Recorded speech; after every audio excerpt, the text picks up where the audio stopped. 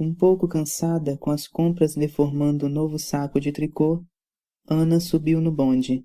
Depositou o volume no colo e o bonde começou a andar. Recostou-se então no banco procurando conforto, um suspiro de meia satisfação.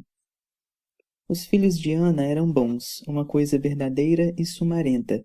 Cresciam, tomavam banho, exigiam para si, malcriados, instantes cada vez mais completos. A cozinha era enfim espaçosa, o fogão enguiçado dava estouros, o calor era forte no apartamento que estavam aos poucos pagando. Mas o vento batendo nas cortinas, que ela mesma cortara, lembrava-lhe que, se quisesse, podia parar e enxugar a testa, olhando o calmo horizonte, como um lavrador.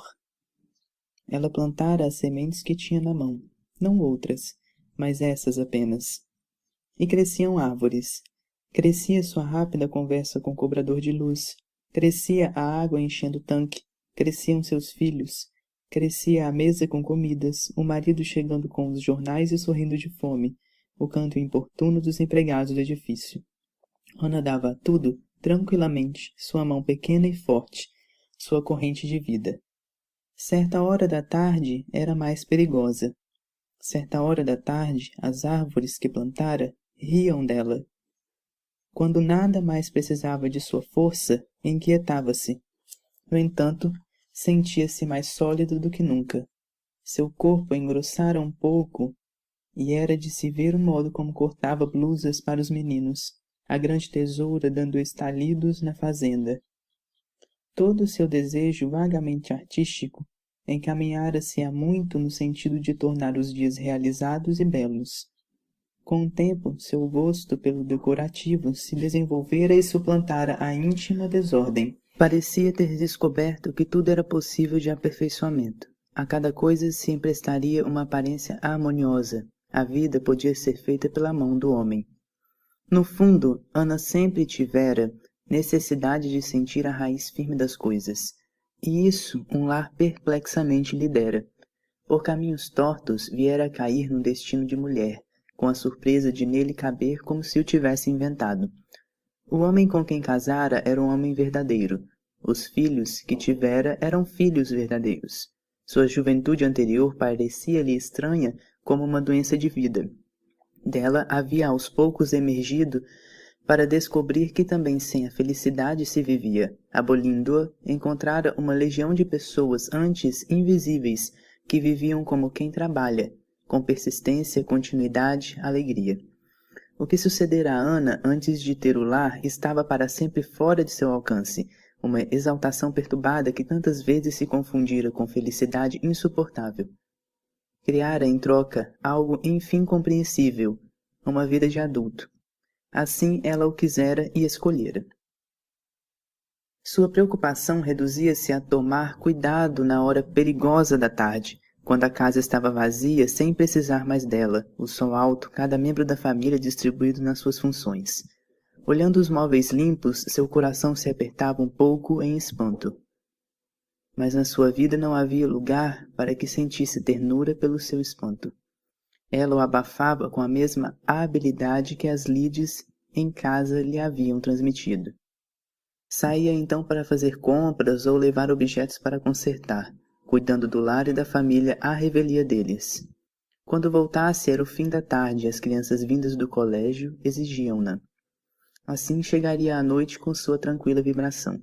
De manhã acordaria aureolada pelos calmos deveres. Encontrava os móveis de novo empoeirados e sujos, como se voltassem arrependidos. Quanto a ela mesma, fazia obscuramente parte das raízes negras e suaves do mundo, e alimentava anonimamente a vida. Estava bom assim.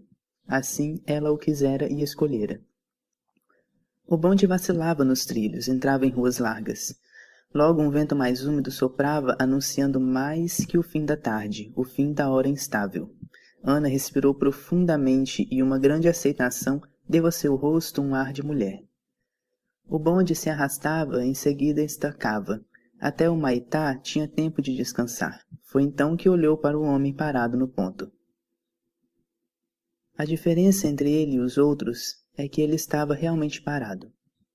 De pé, suas mãos se mantinham avançadas. Era um cego. O que havia mais que fizesse Ana se abrumar em desconfiança? Alguma coisa intranquila estava sucedendo. Então ela viu. O cego mascava chiclés. Um homem cego mascava chicles. Ana ainda teve tempo de pensar por um segundo que os irmãos viriam jantar. O coração batia-lhe violento, espaçado. Inclinada, olhava o cego profundamente como se olha o que não se vê. Ele mastigava a goma na escuridão, sem sofrimento, com os olhos abertos. O movimento da mastigação fazia-o parecer sorrir e de repente deixar de sorrir, sorrir e deixar de sorrir, como se ela a tivesse insultado. Ana olhava-o. E quem a visse teria a impressão de uma mulher com ódio, mas continuava a olhá-lo, cada vez mais inclinada. O bonde deu uma arrancada súbita, jogando-a desprevenida para trás. O pesado saco de tricô despencou-se do colo, riu no chão. Ana deu um grito, o condutor deu ordem de parada antes de saber do que se tratava. O bonde estacou. Os passageiros olharam assustados. Incapaz de se mover para apanhar suas compras, Ana se aprumava pálida. Uma expressão de rosto há muito não usada ressurgira-lhe com dificuldade, ainda incerta, incompreensível. O moleque dos jornais ria entregando-lhe o volume, mas os ovos se haviam quebrado no embrulho de jornal. Gemas amarelas e viscosas pingavam entre os fios da rede. O cego interrompera a mastigação e avançava as mãos inseguras, tentando inutilmente pegar o que acontecia. O embrulho dos ovos foi jogado fora da rede e entre os sorrisos dos passageiros e o sinal do condutor, o bonde deu a nova arrancada de partida. Poucos instantes depois, já não a olhavam mais. O bonde se sacudia nos trilhos e o cego mascando goma ficara atrás para sempre. Mas o mal estava feito. A rede de tricô era áspera entre os dedos, não íntima como quando a tricotara. A rede perdera o sentido e estar no bonde era um fio partido. Não sabia o que fazer com as compras no colo. E como uma estranha música, o mundo começava ao redor. O mal estava feito. Por quê? Teria esquecido de que havia cegos? A piedade a sufocava. Ana respirava pesadamente. Mesmo as coisas que existiam antes do acontecimento estavam agora de sobreaviso. Tinham um ar mais hostil, perecível. O mundo se tornara de novo um mal-estar. Vários anos ruíam, as gemas amarelas escorriam. Expulsa de seus próprios dias, parecia-lhe que as pessoas na rua eram periclitantes, que se mantinham por um mínimo equilíbrio à tona da escuridão, e por um momento a falta de sentido deixava-as tão livre que elas não sabiam para onde ir. Perceber uma ausência de lei foi tão súbito que Ana se agarrou ao banco da frente como se pudesse cair do bonde, como se as coisas pudessem ser revertidas com a mesma calma com que não o eram. O que chamava de crise viera afinal, e sua marca era o prazer intenso com que olhava agora as coisas, sofrendo espantada. O calor se tornara mais abafado, tudo tinha ganhado uma força e vozes mais altas. Na rua Voluntários da Pátria parecia prestes a arrebentar uma revolução. As grades dos esgotos estavam secas, o ar empoeirado. Um cego mascando chicles mergulhara o mundo em uma escura sofreguidão. Em cada pessoa forte havia a ausência de piedade pelo cego e as pessoas assustavam-na com o vigor que possuíam. Junto dela havia uma senhora de azul com um rosto. Desviou o olhar depressa. Na calçada uma mulher deu um empurrão no filho. 2 namorados entrelaçavam os dedos sorrindo. E o cego? Ana caíra numa bondade extremamente dolorosa. Ela apaziguara tão bem a vida, cuidara tanto para que esta não explodisse. Mantinha tudo em serena compreensão. Separava uma pessoa das outras, as roupas eram claramente feitas para serem usadas e podia-se escolher pelo jornal o filme da noite, tudo feito de modo a que um dia se seguisse a outro. E um cego mascando goma despedaçava tudo isso. E através da piedade aparecia a Ana uma vida cheia de náusea doce até a boca. Só então percebeu que há muito passara do seu ponto de descida. Na fraqueza em que estava, tudo a atingia com um susto. Desceu do bonde com pernas débeis, olhou em torno de si, segurando a rede suja de ovo. Por um momento não conseguia orientar-se. Parecia ter saltado no meio da noite. Era uma rua comprida com muros altos amarelos. Seu coração batia de medo. Ela procurava inutilmente reconhecer os arredores, enquanto a vida que descobrira continuava a pulsar, e um vento mais morno e mais misterioso rodeava-lhe o rosto. Ficou parada olhando o muro. Enfim, pôde localizar-se. Andando um pouco mais ao longo de uma sebe, atravessou os portões do jardim botânico. Andava pesadamente pela alameda central, entre os coqueiros. Não havia ninguém no jardim.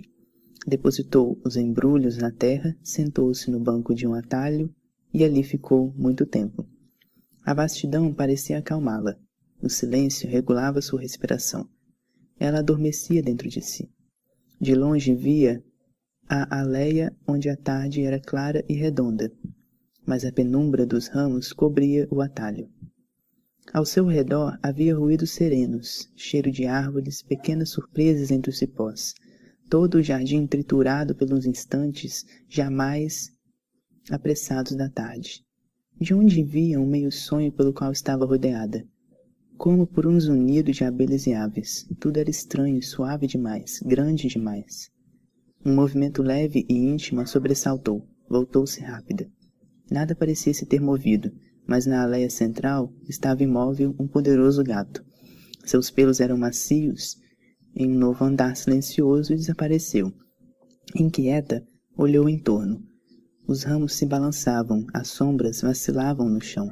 Um pardal ciscava na terra, e de repente, com um mal-estar, pareceu-lhe ter caído numa emboscada. Fazia-se no jardim um trabalho secreto do qual ela começava a se aperceber. Nas árvores as frutas eram pretas, doces como mel. Havia no chão caroços secos cheios de circunvoluções, como pequenos cérebros apodrecidos. O banco estava manchado de sucos roxos. Com suavidade intensa rumorejavam as águas. No tronco da árvore pregavam-se as luxuosas patas de uma aranha. A crueza do mundo era tranquila, o assassinato era profundo, e a morte não era o que pensávamos. Ao mesmo tempo que imaginário, era um mundo de se comer com os dentes, um mundo de volumosas dálias e tulipas.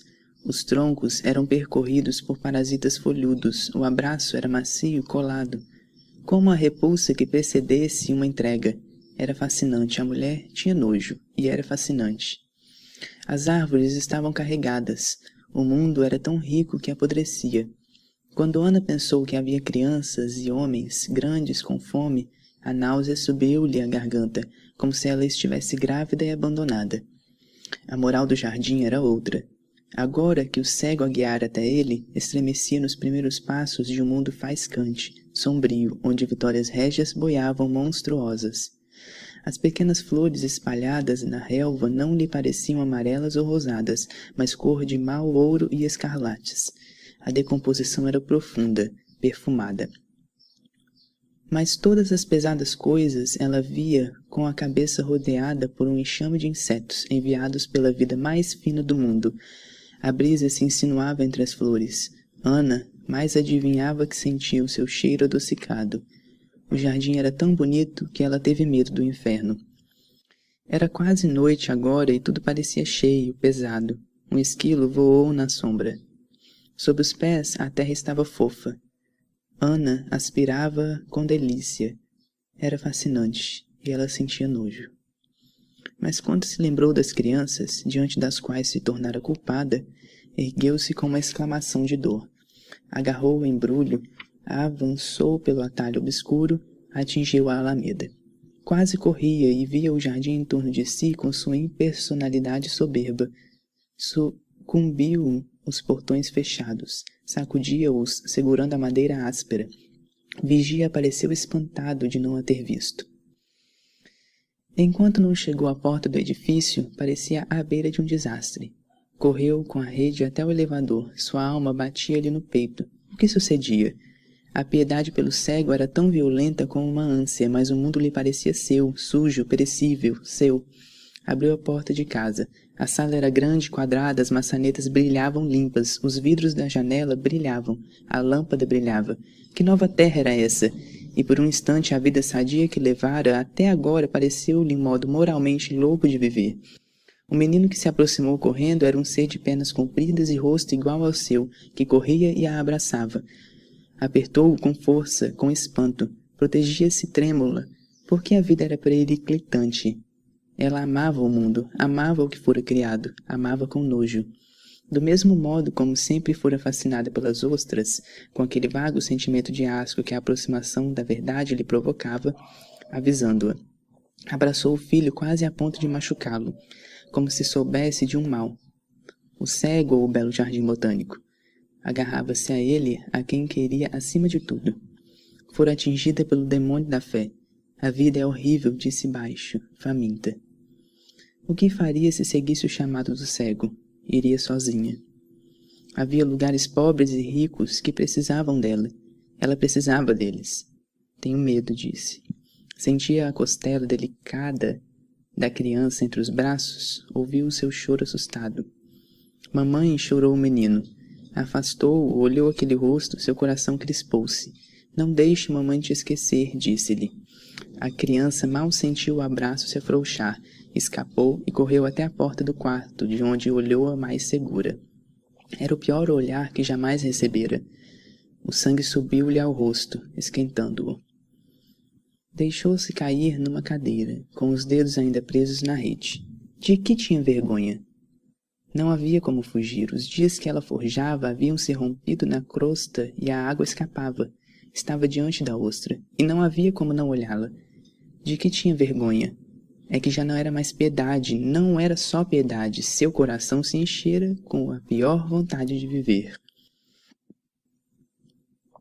Já não sabia se estava do lado do cego ou das espessas plantas. O homem pouco a pouco se distanciara e em tortura ela parecia ter passado para o lado dos que lhe haviam ferido os olhos. O jardim botânico, tranquilo e alto, lhe revelava.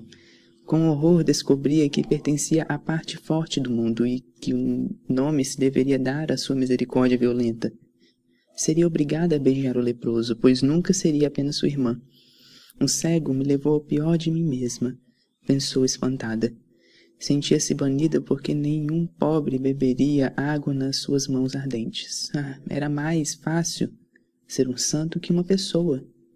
Por Deus, pois não fora verdadeira a piedade que sondara no seu coração nas águas mais profundas? Mas era uma piedade de leão.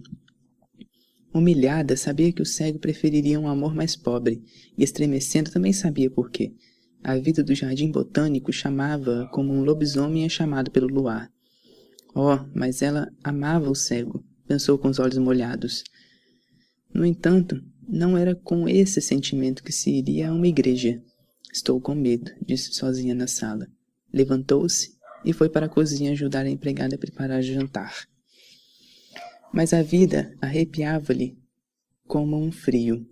Ouvia o sino da escola longe e distante, o pequeno horror da poeira ligando em fios a parte inferior do fogão, onde descobriu a pequena aranha.